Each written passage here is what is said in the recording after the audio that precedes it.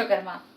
મિત્રો, શ્રી સૌરાષ્ટ્ર ગુજ્જર સુતાર યુવક સંઘ અમદાવાદ દ્વારા તારીખ 18/9/2022 ના રોજ યોજાયેલ ઇનામ વિતરણ તથા શિષ્યવૃત્તિ પ્રદાન સમારંભમાં આપણા સમાજના ગૌરવ સમા કર્નલ શ્રી પ્રમોદભાઈ અંબાસણાએ જામનગર બાદ ફરી એકવાર તેમની લાક્ષણિક ઢબે ખૂબ જ પ્રભાવશાળી વક્તવ્ય આપ્યું હતું અને સૌએ તાળીઓના ગડગડાટથી વધાવ્યા હતા। હું ભાવિશા મિસ્ત્રી, વિશ્વકર્મા વંશજ ન્યૂઝ, અમદાવાદ। जय। अभी मेरी रेपुटेशन शायद अहमदाबाद तक नहीं पहुंची है, तभी लोग हल्ला कर रहे हैं। बच्चे पीछे जो बैठे हैं या जो भी यहाँ पे मेहमान मौजूद है, आखिरी मौका है, अगर यहाँ से जाना है, जब तक मैं बात करूंगा कोई आवाज नहीं करेगा।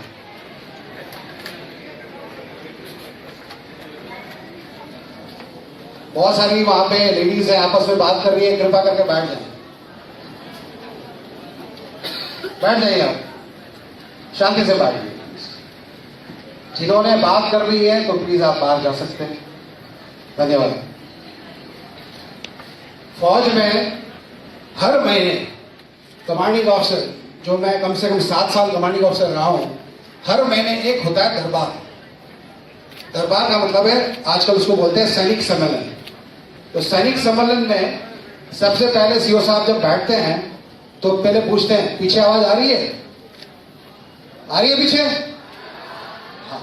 और जब जवाब नहीं आता है तो उसके बाद फिर दूसरे दिन 5 किलोमीटर भागते हैं, पीछे आवाज आ रही है?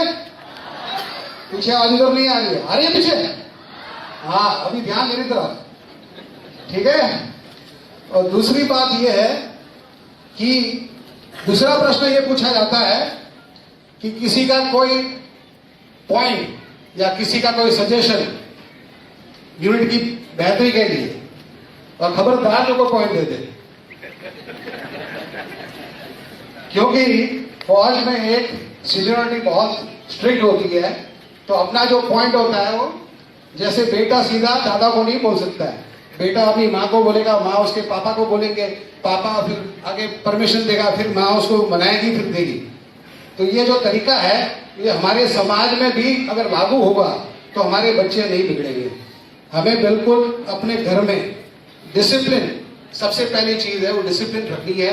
अब मुझे अभी बड़ी खुशी है कि अभी अहमदाबाद में थोड़ी डिसिप्लिन आ गई है पीछे। अभी फौज में एक और बात बोलते हैं कि अगर हस्बैंड कर्नल है तो बीवी का दर्जा क्या है? तो बोलते हैं बीवी ब्रिगेडियर है, एक ऊपर होती है। अभी हमारे घर के ब्रिगेडियर ने इतनी अच्छी स्पीच दे दी है, अभी कर्नल साहब के ऊपर प्रेशर आ गया है कि अभी क्या ऐसा बोले कि मेरी घर में इज्जत रह जाए। तो अभी धीरे धीरे करके मैं आपको अपनी जीवन के उदाहरण के साथ में कुछ चंद एक पॉइंट बताऊंगा जिनको बच्चों को खास करके ध्यान रखना है। अभी किसी महानुभाव ने बताया कि मैं जो है जो बोलना था या एक दाखला है। सबसे पहले कौन से जो व्यक्ति जिन्होंने एरोप्लेन बनाया, कोई बता सकता है? 2 भाई थे, राइट ब्रदर्स। उसका नाम था विल्बर एंड ओलिवर। तो उनको जब एरोप्लेन बनाया तो उनको जो है अमेरिकन प्रेसिडेंट ने ऑनर करने के लिए बुलाया। जब ऑनर करने के लिए बुलाया तो पहले बोला, विल्बर भाई आप आओ, जैसे मेरे को यहाँ बुला लिया है, अब बताओ आप कुछ चंद एक शब्द बोलो। तो उसने बोला, भाई जो मेरे को बोलना है वो मेरा भाई आके बोलेगा। तो फिर नीचे उतर के बैठ गया। फिर उसका दूसरा भाई आया, उसको पूछा, भाई आप कुछ बोलो, आपका हमने सम्मान किया। तो उन्होंने बोला कि जो मैंने बोलना था वो मेरा भाई बोल के चला गया। ठीक है। तो इस बार जो है तैयारी थोड़ी अच्छी है जामनगर से भी, तो मैं आपको एक एक करके पॉइंट बताता जाऊंगा। मेरे साथ रहिएगा जरूर, पीछे जो बच्चे हैं। पहला पॉइंट है कि लोगों को उत्सुकता होगी कि ये फौजी भाई, चाहे कर्नल हो चाहे कोई भी हो, ये जो विद्यार्थी सम्मान समारोह में फौज का क्या काम है, एजुकेशन का क्या काम है? हम तो फौज में लड़ाई करते हैं, यहाँ पे किस लिए इनको चीफ गेस्ट बुला लिया? आपको मैं ये ले जाऊंगा एक इतिहास में कि हिंदुस्तान में और कहीं पे भी, खास करके हिंदुस्तान में जो हमारी सिंधु संस्कृति थी, तो पहले लोग जो है पुराने लोग बहुत संत महर्षि बड़े बड़े होते थे, वो मेडिटेशन करते थे। लेकिन जैसे जैसे आक्रमण होते गए तो जरूर पड़ी, उसको बोलते संत सिपाही। आप लोग कोई अमृतसर गया है? अमृतसर हरमिंदर साहब गोल्डन टेम्पल गया है? कौन हाथ ऊपर करो जो गए हैं। हाँ, वहां पे एक दो झंडे लगे हैं, उसको मीरी और फिरी बोलते हैं। वो जो स्तंभ है वो हमारी संस्कृति का बोलते हैं कि सिर्फ संत बनने से काम नहीं चलेगा, हमें हथियार भी उठाने पड़ेंगे लड़ने के लिए। और जब हथियार उठाते तो हमें सर्वोच्च बलिदान करना पड़ता है, हमें अपनी जान को जोखिम में डालना पड़ता है। उसकी प्रेरणा कहां से मिलती है? उसकी प्रेरणा हमें मिलती है अपने शास्त्रों से। अगर हमें भगवान पे भरोसा है और हमें पता है कि अगर हम अच्छा कर्म करेंगे और हम अपने देश के लिए अपनी जान न्यौछावर कर देंगे तो भगवान हम पे और अच्छी मेहरबानी करके अच्छा जीवन अगले टाइम पे देंगे। तो ये जो भावना है वो हमारे शास्त्रों में लिखी हुई है। सर्वोच्च बलिदान जो है अपनी जान का बलिदान है। तो संत और सिपाही का जो है मेल, वो हमारी जो मुगल के समय पे ये चला था कॉन्सेप्ट। लेकिन जैसे जैसे समय आगे बढ़ता गया, वर्ल्ड वॉर 1, वर्ल्ड वॉर 2, तब देखा कि भाई सिर्फ अपने शरीर के शौर्य से काम नहीं चलने वाला। जैसे जैसे हम 1965 की लड़ाई है, जब पैटर्न टैंक आया था, 1971 की लड़ाई है, फिर अभी कारगिल वॉर हुआ, तो हमें पता चला कि सिर्फ चढ़ाई करके अपने हथियार से मारने से फायदा नहीं है, हमें टेक्नोलॉजी को इस्तेमाल करना है। इसलिए आजकल कॉन्सेप्ट है, वो कॉन्सेप्ट है scholar warrior. Scholar warrior, scholar मतलब जो पंडित, स्कॉलर का मतलब पंडित, मतलब जो नॉलेज रखता हो हर टेक्नोलॉजी का, और वॉरियर मतलब जो अपने ऑपरेशन रूम में बैठे भी मानसिक तरीके के जो नहीं हारता है, वो वॉरियर है।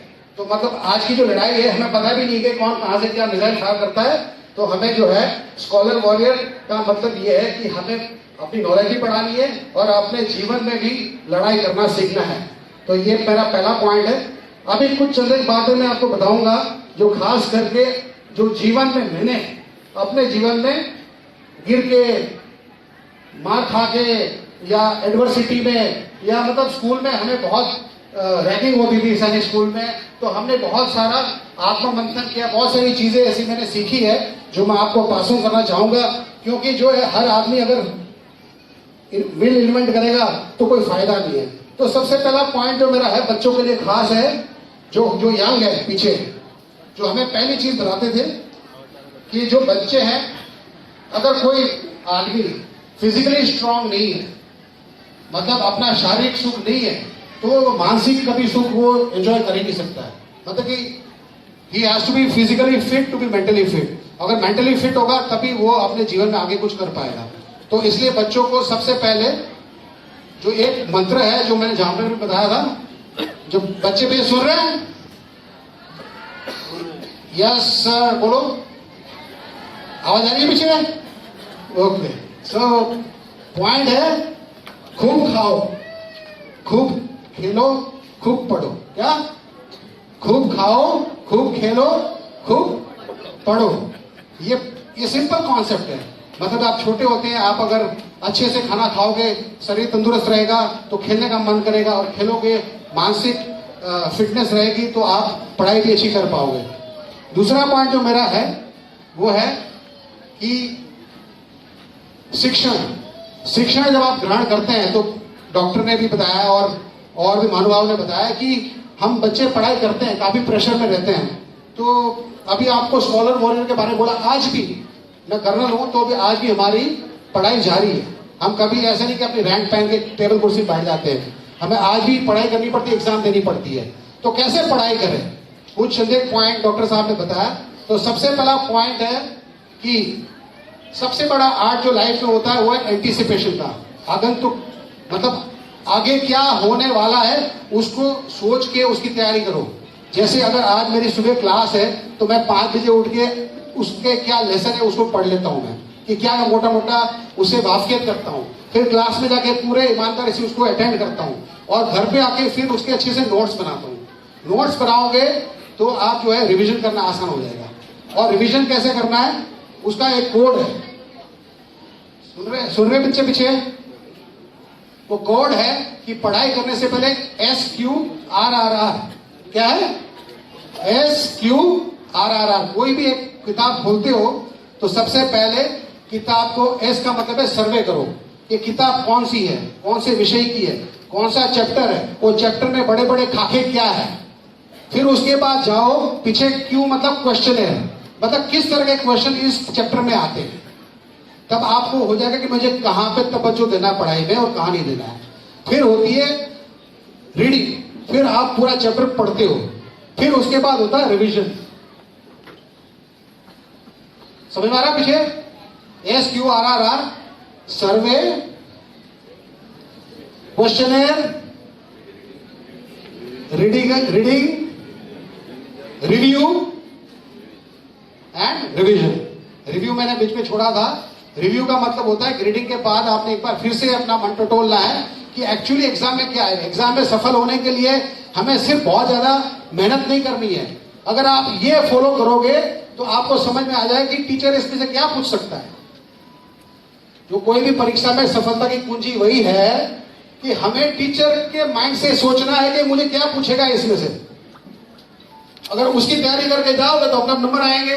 आप एक सेट से शुरू करो और लास्ट तक जाओ और देखो उसमें से टीचर मुझे क्या पूछ सकता है। आपको पता है क्वेश्चन क्या आते हैं, 1 नंबर का क्वेश्चन आता है, 2 नंबर का आता है, 5 नंबर का, 10 नंबर का आता है। तो चैप्टर पढ़ोगे अपना भी 10 क्वेश्चन सामने दिखाई देंगे। ये तो 10 नंबर का आएगा, ये 5 नंबर क्वेश्चन आएगा, ये 2 नंबर का आएगा। इस तरह से अपने नोट्स बनाओ, अपने माइंड में खाका बनाओ, तो कभी आप फेल नहीं होंगे। जब आप नोट्स बना लोगे तो उसके बाद में जो क्या करना है,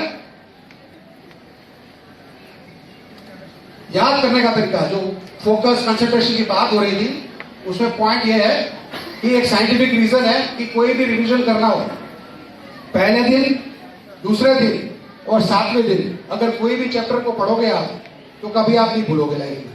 अगर तीन दिन आपने पढ़ना कोई भी चीज, पहले दिन, दूसरे दिन और 7वें दिन, कभी नहीं भूलोगे। इसके अलावा जब आप पढ़ाई करते हो चैप्टर की, तो आप कोई भी बुक की पढ़ाई करते हो, तो जब आप पढ़ाई करके अगर आपको उसका रिवीजन जल्दी करना है तो आपके साथ वाला क्लास वाला किसी के साथ बैठोगे या साथ में वॉक के लिए जाओगे, वो चैप्टर आप 10 मिनट में रिवीजन कर सकते हो।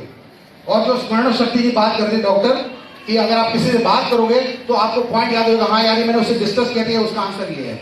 और दूसरा, जो मोबाइल पे अभी मैं देख रहा था कुछ बच्चे वीडियो गेम खेल रहे थे, मोबाइल जो है, जो हम पढ़ते थे तो डॉक्टर साहब ने सही बताया कि हम पहले पढ़ते थे, याद करते थे, रट्टे मारते थे, बाद में कभी समझ में आता था कि ये क्या है।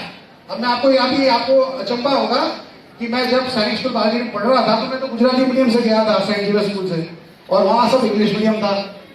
तो मुझे तो ये नहीं पता है कि मैं तो रट्टे मार के 10th तक कैसे पहुंच गया। अब उसके बाद में 12th आके थोड़ा समझ में आ गया इंग्लिश मीडियम है क्या। बात समझ आ रही है आपको? कम से कम अभी क्या है कि बच्चों को इंग्लिश काफी अच्छी है, क्योंकि हर जगह मूवीज में, बातों में, हर जगह काफी डेवलपमेंट हुआ है। तो मोबाइल भी देखते, चैटिंग भी करते, तो इंग्लिश काफी समझ में आती है। हमें अच्छा लगे ना लगे, लेकिन इंग्लिश हमारे जीवन में घुस चुका है। हमारी पढ़ाई में, हर कॉलेज में इंग्लिश मीडियम का पढ़ाई है ही, चाहे कितना भी जोर लगा लो, हिंदी पखवाड़ा, गुजराती पखवाड़ा, ये पखवाड़ा, वो कब करते रहो, लेकिन इंग्लिश हमारे जीवन में घुस चुका है। तो इंग्लिश को एक्सेप्ट कर लो और जीवन आगे धीरे धीरे जैसे आगे बढ़ते हैं तो आप उसको साथ में ये भी बायलिंगुअल भी आप कर सकते हैं।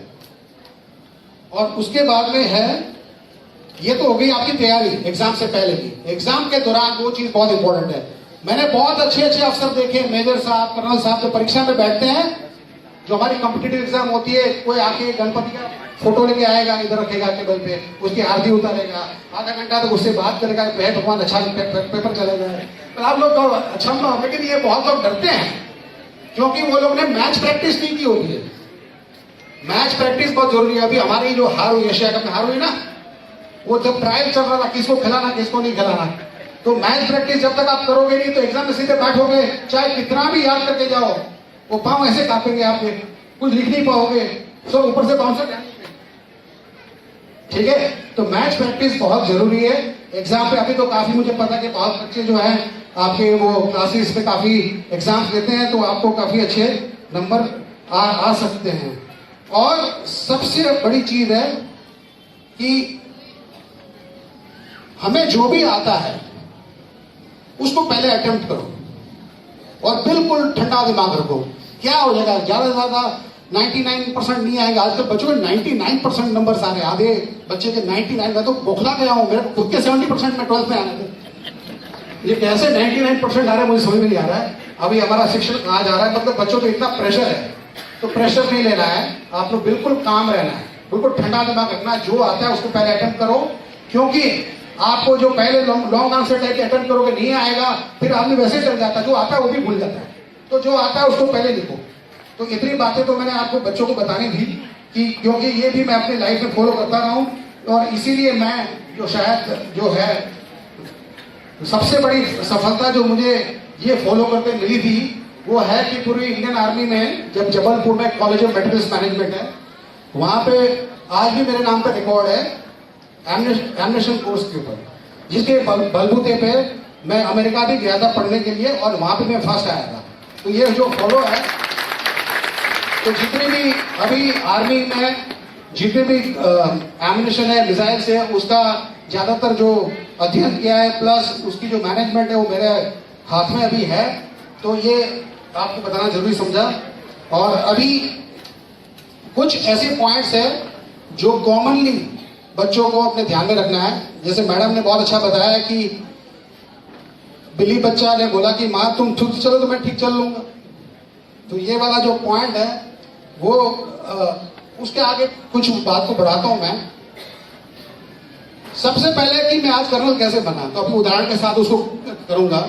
उन्होंने बताया मास्टर ऑफ सेरेमनी के कि बचपन में मैं पायलट बनना चाहता था, तो इसलिए मैं सैनिक स्कूल लेके गए। तो सैनिक स्कूल पिताजी जब लेके गए तो मुझे स्कूल अच्छी लगी, तो मैं ज्वाइन कर गया। उसके बाद मैंने वही सपना देखता रहा और मैं आगे बढ़ता चाहे मैं आज पायलट नहीं हूँ, लेकिन मैं फौज में हूँ और अफसर बन गया हूँ। तो मैं आपको ये बताना चाह रहा हूँ कि सबसे पहले आप बचपन से ही अपना जो सपना देखना स्टार्ट करो, मुझे बनना क्या है। जब तक आपका सपना नहीं होगा, सपना देखना बंद मत करो।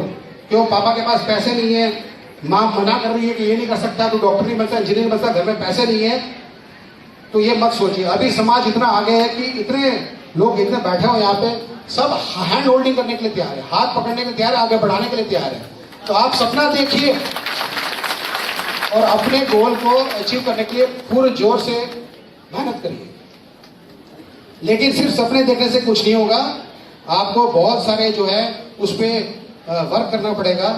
इसमें सबसे पहले है, अगर आप सपना देखते हो, जैसे यहाँ पे बैठे हैं कुछ बच्चे बोले मेरे को कर्नल बनना है, ये बनना चाहता हूँ, और वो मेंटर को साथ में मिलके उसकी पर्सनालिटी को अध्ययन करिए, उसकी अच्छी हैबिट्स को पढ़िए और उसको लाइफ में अपना इम्बाइब करिए। जैसे मैं स्कूल में था तो हमारे लिए जो मेजर, हमारे जो हेडमास्टर थे, वो हमारे लिए भगवान थे। हम सोचते थे पता नहीं ये तो बहुत बड़ा आदमी है, और हम कैडेट थे। आज मैं कर्नल बन गया, जो मतलब मेजर कर्नल, लेफ्टिनेंट कर्नल, जो अभी मतलब मेरे लिए तो ये बोनस है। मैं तो मेजर को ही देख के बड़ा हुआ कि यार ये कोई बड़ी रैंक है, यही बनूंगा मैं मेजर। आज मैं कर्नल बन गया। मतलब कहने का मतलब ये कि मेंटर को देखो कैसी उसकी हैबिट्स है और उसको अपने लाइफ में उतारो। और उसके बाद में है कि बहुत बार ऐसे होता है कि मेंटर जो है आपको बहुत सारे ऐसे आपको वो देते हैं कि टारगेट देते हैं कि ऐसे करो। मेंटर का काम सिर्फ उसको देना नहीं, मेंटर का भी काम होता है कि अपने स्टूडेंट को आगे बढ़ाना। तो टारगेटिंग करता है कि ऐसे करो, ऐसे करो, गाइड बोलते हैं। तो कभी कभी ऐसे होता है कि बच्चे जो हैं अपना टारगेट मिस कर जाते हैं, फेलियर हो जाता है। लेकिन फेलियर से डरना नहीं है, फेलियर एक तरह का स्टेपिंग स्टोन है सक्सेस के लिए। तो डरना नहीं है, हारना नहीं है। क्यों? वो जो डायलॉग है वो याद है क्या? हारना मना है। क्या? हारना मना है, रुकना मना है। हारना मना है, रुकना मना है, थकना मना है, सिर्फ आगे बढ़ना है। जिस दिन आपकी जीवन की गाड़ी रुक गई, हार मान लिया आपने, तो आपका पतन शुरू हो जाएगा। चाहे कुछ भी हो जाए, हारना नहीं है, आगे बढ़ते रहना में छोड़ना नहीं है, वरना पतन शुरू हो जाएगा। तो आपको जो है अपने नॉलेज को इस्तेमाल करते हुए समझना है कि कैसे फेलियर को ओवरकम कर सकते हैं। और साथ साथ में जो मैडम ने बताया कि बहुत सारी ऐसी स्किल्स भी इंप्रूव करनी है, सिर्फ पढ़ाई पे ही जोर नहीं देना है। सबसे पहले पब्लिक स्पीकिंग। जब हम स्कूल में थे तो हमें जबरदस्ती खड़े करते थे, क्लास 6 में, 7 में, एक्सटेम्पोर में, डिक्लेमेशन में आपको टॉपिक मिलता था। टॉपिक के ऊपर आप जाके 5 मिनट 10 मिनट बोलना पड़ता था। लेकिन समझ में नहीं आता कभी कभी कि ये क्या बोल रहे हैं हम इंग्लिश में, लेकिन हम रट्टा मार के बिल्कुल एक शायरी शुरू करते, एक ही सांस में पूरा बोल देते थे। लेकिन आज समझ में आता है कि कम से कम जो है वो आदत हमें डाली हमारे टीचर ने, तो कम से कम आज यहाँ खड़े होके बिना पाँव ऐसे कांपे हम बोल पा रहे हैं। तो पब्लिक स्पीकिंग बहुत जरूरी है। साथ साथ में पब्लिक स्पीकिंग के बाद आपको जो है क्लैरिटी आती है कि आपको कॉन्फ्रेंस में या बड़े होके जब आप कहीं पे अपना जो वक्तव्य देना है, आपने कहीं बोलना है, तो आप बिना झिझक अपने बात को आगे रख सकते हैं। अपने परिवार के अंदर, अपने मित्रों के अंदर, अपनी सोसाइटी में, अपने कंपनी में, जहाँ पे भी है आप अपनी बातें रख पाए। इसलिए अपने कम्युनिकेशन स्किल को इंप्रूव करना बहुत जरूरी है। साथ साथ में मैंने बोला कि दो खूब खेलो खूब खाओ मैंने बोला। तो खेलों का मतलब ये होता है कि एक आपने कॉमन गेम लेनी है जो टीम गेम है, जैसे कि फुटबॉल, क्रिकेट, वॉलीबॉल, इस तरह की, और एक इंडिविजुअल गेम खेलनी है, चाहे स्विमिंग हो, चाहे बैडमिंटन हो, चाहे टेनिस हो। ये आपको भी लग रहा हो कि ये तो हम खेलते ही नहीं है यार, मौका ही नहीं मिलता, लेकिन अगर आप सोचोगे मुझे करना तो कैसे कर लोगे। आज सिर्फ जो है पैसे सिर्फ पढ़ने से नहीं बन रहे, बहुत सारे ऐसे बच्चे हैं और गवर्नमेंट बहुत सारा प्रोत्साहन दे रही है कि स्पोर्ट्स में लोग आगे जाए, और वो काफी अच्छा कर रहे हैं, और गवर्नमेंट आगे सपोर्ट भी दे रही है उनको। तो स्पोर्ट्स में भी अच्छा करना है। और सबसे बड़ी इंपॉर्टेंट बात है, जो भी करते हैं आपको अपने पे आत्मविश्वास होना चाहिए। जो भी कर रहे हैं, हमें पता है, यहाँ हाथ रख के पता चल जाता है कि जो मैं सही रास्ते पे हूँ, गलत रास्ते पे हूँ। तो हमें अपने पे आत्मविश्वास होना चाहिए, कॉन्फिडेंस होना चाहिए, और उस पर आगे बढ़ते जाना है।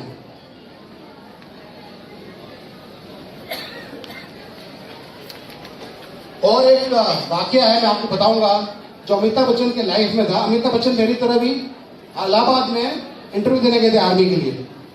आपको पता है अमिताभ बच्चन जो है, जब वो सक्सेसफुल एक्टर नहीं था तो आर्मी में वो दाखिल होने गया था, और वो फेल हो गया। वो फेल हो गया तो हताश होकर घर आया। उनके पिताजी थे हरिवंश राय बच्चन। तो उन्होंने आके हताश होकर बोला कि अमिताभ बच्चन बोले कि जीवन में बहुत संघर्ष है। तो उनके पिताजी ने बोला, वही बात को घुमा के बोला कि जब तक जीवन है तब तक संघर्ष है। बात समझ में आपको? जब तक जीवन है तब तक संघर्ष है। संघर्ष से डरना नहीं है। हमें जो रिसोर्सेज हमारी नॉलेज है, हमारे जो भी लाइफ में हमने पाया है, उस रिसोर्स को इस्तेमाल करते हुए हमने संघर्ष करना है और जीवन में आगे बढ़ते रहना है। और एक और वाकया याद है, खास करके बच्चों के लिए, जो मैं अजंता एलोरा गया था, वहां पे एक बुद्धिस्ट का स्कल्पचर था। उसमें आगे वाले 2 रो में बच्चे नीचे मुंडी करके अच्छे से पढ़ रहे थे। बीच में बैठे 2 जो बेंच वाले थे, वो आपस में दाहिने बाएं से बात कर रहे थे, जो पीछे बात कर रहे हैं, पीछे बात मत करो।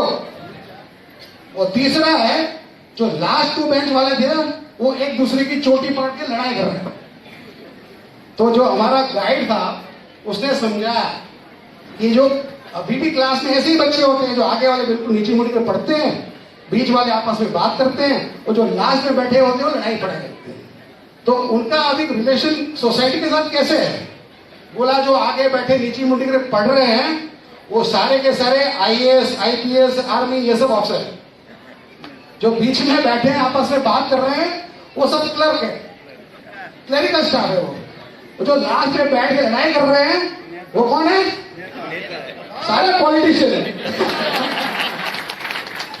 तो अगर आप जो बीच में बात करोगे तो फिर क्लर्क ही बन जाओगे, आप अफसर नहीं बन पाओगे। तो ध्यान इधर दीजिए, ठीक है? ओके। सो 2-3 चीजें और है, मैं थोड़ा समय पाबंदी है लेकिन मैं बोल लूंगा, खास करके अपनी कम्युनिटी के लिए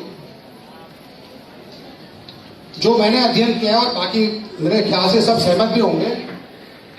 5 कम्युनिटी के लोग सफल माने जाते हैं। सबसे पहले सफल मीन्स कि अपने जीवन में शौर्य है, नाम कमाते हैं। सबसे पहले सफलता की जो हमारी जो मापदंड है, उसमें सबसे पहले हम गिनती करते हैं जिसके पास पावर है। वो पावर किसके पास है? पॉलिटिशियन के पास। फिर दूसरे है, हिंदुस्तान में तो और पावरफुल में आते हैं, वो है ब्यूरोक्रेट्स, जो अभी हमारे IAS, IPS वाले हैं। तीसरे कौन है? जो उनके पास उद्योगपति है, मनी पावर है, तो वो भी सफल माने जाते हैं। उसके बाद जो मिडिल क्लास है, जो गरीब है, उनके पास पावर क्या है, उनके पास क्या तरीका है? वो पावर है नॉलेज का। आपके पास और कोई तरीका नहीं है। आपको नॉलेज अपनी बढ़ा के, जैसे हमारे छनेरा भाई ने 3 बच्चों को याद किया, उन्होंने अपनी काबिलियत पे कुछ नाम ऐसा कमाया, नॉलेज बढ़ाई और उसने करके दिखाया कि हमें उसको एक्नॉलेज करना पड़ा।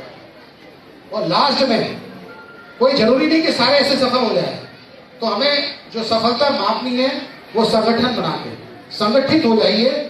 संगठन में पावर है, जितना पावर है वो किसी में पावर नहीं है। और वो जो आजकल बोलते हैं नेटवर्किंग, लेकिन नेटवर्किंग में जो हम कभी कभी सोचते हैं कि network is for use and throw, मतलब नेटवर्क है, दोस्त है, काम आया, फिर जब काम नहीं आया तब तक भूल गए, ऐसे नहीं। अभी हम जिस मंचस पे जो बैठे हैं सारे लोग, हम लोग यंग है और मुझे पूरा यकीन है कि अभी हमारा समय ऐसा है कि हम पे बैक कर सकते हैं, हम सोसाइटी को वापस दे सकते हैं कुछ। और अभी की जो पीढ़ी है वो फॉरवर्ड लुकिंग है, वो बहुत सारा चीज प्रदान करना चाहता है, सिर्फ आपको उसको ग्रैब करना है, सिर्फ आपको अपने हाथ में लेना है।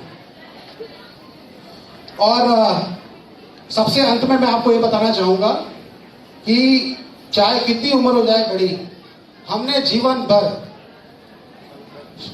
स्टूडेंट रहना है, हमने सीखते रहना, कभी छोड़ना नहीं है।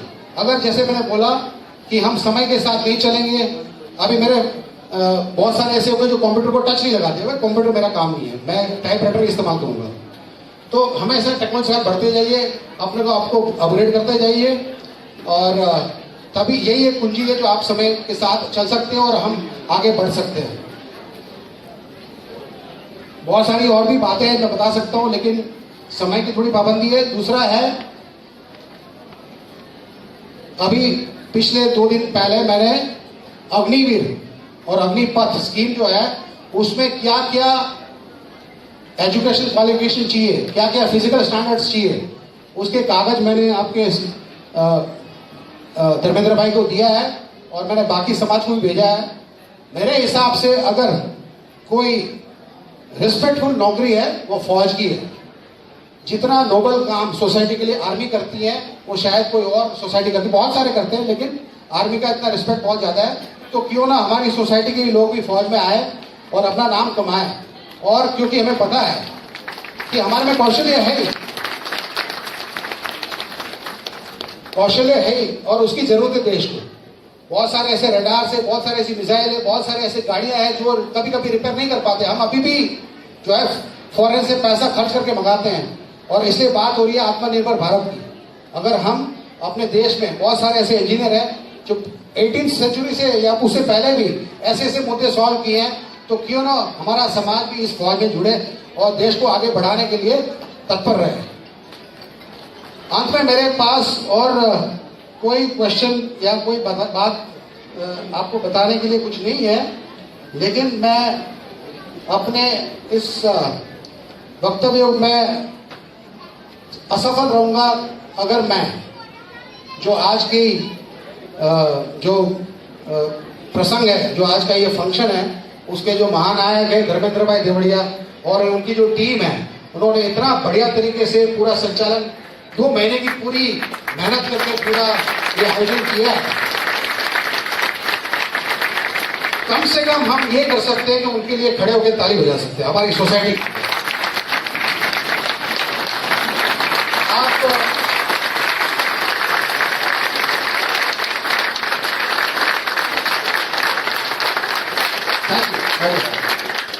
हम अपने लिए तो बहुत कुछ कर लेते हैं, लेकिन दूसरे के लिए करने में बहुत जोर लगता है। आप सोचिए, सिर्फ इस फंक्शन में आपको सिर्फ 3 घंटा मौन रहना था, लेकिन हम मौन नहीं रह पा रहे, हम चुप नहीं रह पा रहे, हम बात कर रहे हैं। तो आप सिर्फ बात करके ही अपना जो है डिसरिस्पेक्ट दिखा रहे हैं। आपको जो पूरी टीम ने 2 महीने तक मेहनत की है, आपको उसको पूरा रिस्पेक्ट देना चाहिए और आपको अपना सहयोग देना चाहिए। मेरे हिसाब से आप सभी अगर ये जो बातें कुछ मैंने बच्चों को बताई है, अगर उस पर गौर करेंगे तो मेरे हिसाब से आप पक्का जिंदगी में सफल हो सकते हैं। मैंने बहुत ही लिमिटेड वे में आपको बहुत ही सिंपल वे में बच्चों को खास करके, क्योंकि मुख्य बिंदु अपनी प्रसंग के बच्चे हैं, तो उनको मैंने पॉइंट अपने जीवन में जो सीखा है मैंने आपको बताया है। मैं समाज के लिए, जो हमारे साथी जो यहाँ पे मंच पे बैठे हैं, मुझे पूरा यकीन है कि हम समाज को पेबैक के लिए हमेशा देने के लिए तत्पर है। आपको जब भी कोई जरूरत पड़े, कोई भी मार्गदर्शन की कोई भी जरूरत हो तो पक्का हमें याद करिए। बहुत बहुत धन्यवाद। Thank you. जय। थोड़ा जो माहौल थोड़ा गंभीर हो गया है, मतलब कर्नल साहब खड़े बहुत लोग डर गए हैं, तो अभी मैं थोड़ा सा मैं मनोबल मापना चाहूंगा। ठीक है, कैसे पूछेंगे? और इधर जोश, तो आपने क्या जवाब देना है? सर पीछे वाले सुन नहीं रहे क्या? Okay great. जोश, मेरी आवाज यहाँ पे वो रेलवे स्टेशन पहुंच गई, तुम्हारी आवाज नहीं है। जोश भाई, मुझे नहीं, मेरी आवाज तो ठीक है, पर आपकी उसकी आवाज नहीं है पीछे। खाना तो बढ़िया खिलाया है, धर्मेंद्र भाई की आवाज भी नहीं निकल रही है। सारे बोलेंगे आई सर, ठीक है? તમામ વચ્ચે આવો ફરશો તો થશે. એવું છે? હા હા તો મૂળ બનશે. मुझे लगता है मुझे वापस एक बार फिर और एक जोश में और देना पड़ेगा। बच्चों के बीच चलो, बच्चे तैयार है? पीछे तैयार है? आओ भी जोश, उधर भी आवाज नहीं है, सारे बोलेंगे आओ भी जोश। अभी आधे लोगों को खाना नहीं मिला, मुझे लग रहा है। हाँ, थके हैं अभी। कोई बात नहीं, अगर जोर से बोलोगे तो धर्मेंद्र पक्का डिनर भी कराएंगे। लास्ट टाइम है, ठीक है? मैं पूरा खुश होकर यहाँ से जयपुर जाऊंगा और बुला के वापिस भी आएंगे हम। ओके, धर्मेंद्र भाई संतुष्ट है? जोश नहीं आया तुझे? आ रहा है, एक बार और बोलना। अरे इतना जोर से चिल्ला रहा हूं, आप लोग जवाब को देना चाहिए। ઇધર સે નીકળો, ઇધર से. इधर से बुजुर्ग लोग के बहुत ज्यादा बोलेंगे, गला बैठ जाएंगे। भारत माता की, भारत माता की, भारत माता की। बहुत बहुत धन्यवाद। Thank you. નમસ્કાર મિત્ર, જય વિશ્વકર્મા. આપે અમારો આ વિડીયો જોયો, કેવો લાગ્યો? અમારી ચેનલ વિશે આપના અભિપ્રાય અમને દર્શાવેલ નંબર પર મોકલી આપવા વિનંતી. શ્રી વિશ્વકર્મા વંશજ ન્યૂઝ ચેનલને લાઇક, શેર અને સબસ્ક્રાઇબ કરવાનું ના ભૂલશો અને આપના વ્યવસાયની જાહેર ખબર આપી અમારો ઉત્સાહ વધારવા વિનંતી. હું નિધિ જાદવાણી, શ્રી વિશ્વકર્મા વંશજ ન્યૂઝ, અમદાવાદ.